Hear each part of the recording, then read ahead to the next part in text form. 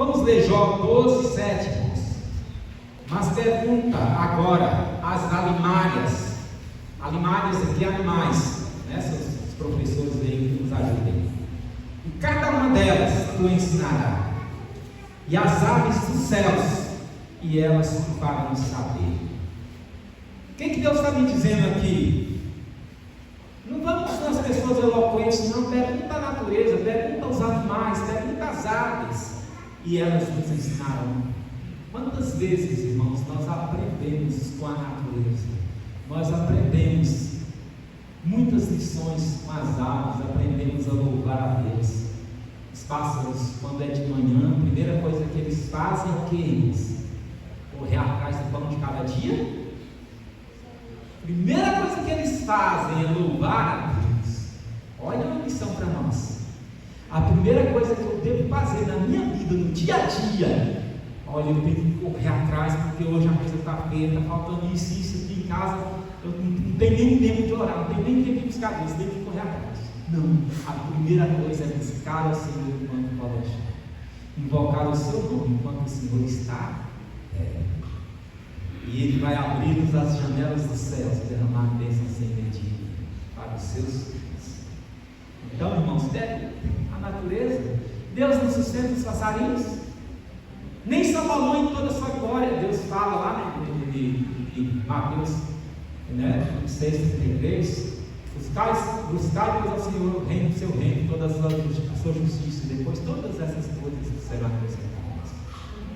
Deus não cuida dos passarinhos? Observai as aves dos céus, não plantam, não colhem, Deus as sustenta. Observai os lírios do campo, nem Salomão em toda a sua glória se vestiu como qualquer deles. Por que me preocupar? Por que eu ando ansioso? E Deus fala: não andeis ansiosos de coisa alguma. A ansiedade não é de Deus, irmãos. Não, a ansiedade por coisas terrenas não é de Deus. Devemos ter pressa da volta de Jesus, estar na sua presença, mas por coisas dessa terra, né? O que os corvos ainda nos podem ensinar, irmãos? Os corvos podem ensinar a primeira lição. Como povo de Deus, recebemos uma missão semelhante à dada aos corvos. Eita, essa aqui é a passagem mais conhecida da Bíblia, irmãos. Malaquias 3, 8 a 10. Vamos ler para a gente aprender um pouquinho mais. Malaquias 3, 8 a 10, último livro do Antigo Testamento. E é um verso que todos sabem de cor. Mas vamos ler, deixar que a palavra de Deus nos ensine. Nos diz assim: roubará o homem a Deus?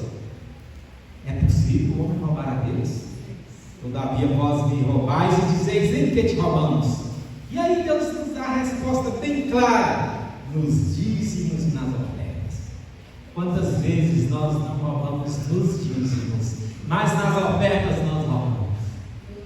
Às vezes nós pensamos que Deus só pede o dízimo, mas lá em, se eu não estou enganado, Deuteronômio 17 diz que as ofertas têm que ser conforme as bênçãos, proporcional às bênçãos que o Senhor nos concede.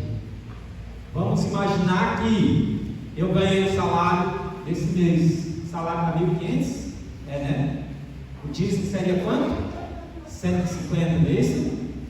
E eu vou lá, a oferta, antes do salário aumentar, melhor dizendo, minha oferta era sempre R$5, vamos imaginar, né?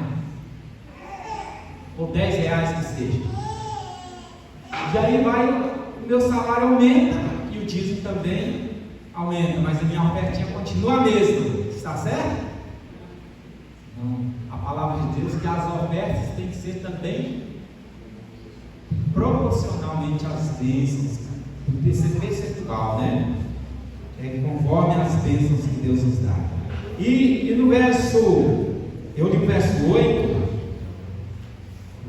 8, e aí diz o verso 9: com maldições sois amaldiçoados, porque a mim me roubais, vós a nação toda. Deus está falando do povo de Israel, mas será que não está falando para nós aqui também?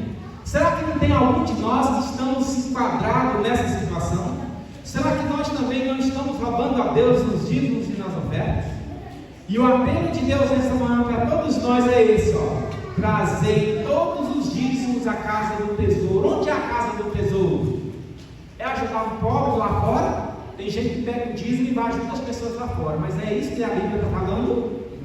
A casa de Deus é aqui, é a organização mundial da igreja dele aqui na terra.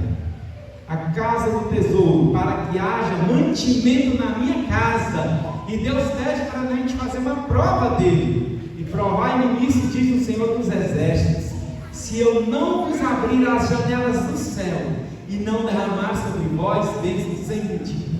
Claro que nós vamos ser fiéis a Deus, irmãos. Não é para receber bênçãos. Então eu vou ser fiel para Deus e derramar as bênçãos. Deus não pede para sermos fiéis a Deus para Ele derramar as bênçãos sobre nós. Mas quando Deus nos pede algo, é porque Ele já nos deu, é porque Ele já nos abençoou. Deus não pede nada que nós não temos.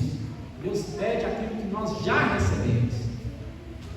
Como é que eu vou doar uma coisa que eu não tenho? Não é verdade? Segunda lição dos cores. A Bíblia também destaca a regularidade. Ou melhor, completando aqui, esse texto então nos diz que somos chamados a trazer alimento para a casa de Deus. Não pão e carne, mas os dízimos e as ofertas. E a segunda lição, a Bíblia também destaca a regularidade com que os crentes devem cumprir sua missão de trazer o alimento. Lemos em Deuteronômio, olha só, essa ideia é bom ler. Vamos lá? Deuteronômio 16, 17. É bom abrir a palavra de Deus. Deuteronômio 16, 17. Olha como é que Deus é bom, maravilhoso. Eu não estava lembrando desse texto, mas é bom ler, porque a palavra de Deus tem poder. Foi um irmão Elas que falou aquilo ali, mas sei lá se está escrito. Então vamos comprovar. 16, 17. Diz assim: cada um oferecerá na proporção, ou a palavra correta é assim, na proporção em que possa dar, segundo a bênção que o Senhor seu Deus te houver concedido. Está vendo? Segundo a proporção, essa é a recomendação da palavra de Deus. A ninguém é pedido que dê mais do que recebeu ou do que o seu bico poderia carregar. No entanto, o texto estabelece um princípio comum que se aplica a todos. Conforme você é abençoado, você dá na mesma proporção em que recebeu. E agora, eu estou sendo fiel a Deus na proporção. Luta entre a fidelidade e a natureza humana egoísta. Nós, por natureza, nós somos egoístas. Foi por isso que Deus estabeleceu, para a gente colaborar com a sua causa, para tirar o egoísmo da nossa vida, porque nós não vamos levar nada dessa terra, nossa riqueza não é aqui,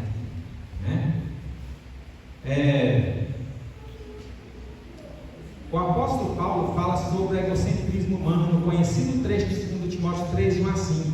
Ali ele lista 19 características más dos últimos dias. Todos sabem de cor esse texto, irmãos, mas o problema nosso é que nós às vezes lemos esse texto e nós só aplicamos a vida lá fora. O que diz o texto? Vamos ver se nós conseguimos falar de cor. Nos últimos dias sobrevirão tempos difíceis. Os homens serão o quê? Egoístas, avarentos, jactanciosos, arrogantes, blasfemadores, mais amigos de si do que amigos de Deus. Então, irmãos, nós lemos esse texto, principalmente eu quantas vezes já li quando a gente está fazendo estudo bíblico. Nós só aplicamos esse texto para o mundo, mas nesta manhã, esse texto nós não estamos encaixados dentro também. Mais amigo dos prazeres do que amigo de Deus. Será que eu não estou sendo amigo mais da minha casa, do meu carro, dos meus bens, teve um dia que falou, né? Saúde financeira, foi? Será, irmãos, que eu não estou sendo mais amigo dos prazeres do que amigo de Deus? Sabe? Será que eu estou compadecendo do meu próximo, do necessitado? Então, meus irmãos, querendo ou não, nós somos doadores improváveis.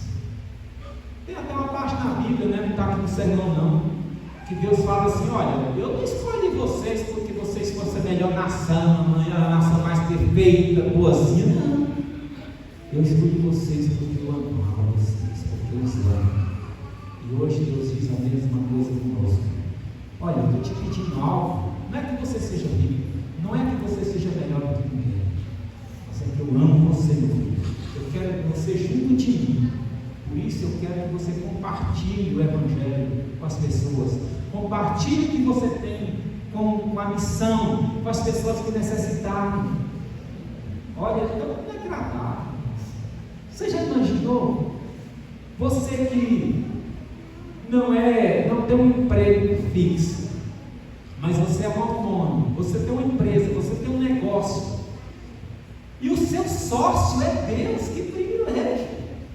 Você ter uma sociedade com o dono do universo, com o rei dos reis, sabe?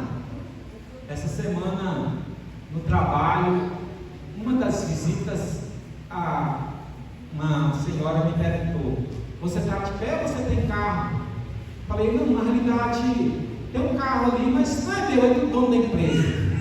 E o dono da empresa é Deus, né? Então, irmãos, tudo que temos não é nosso, pertence a Deus.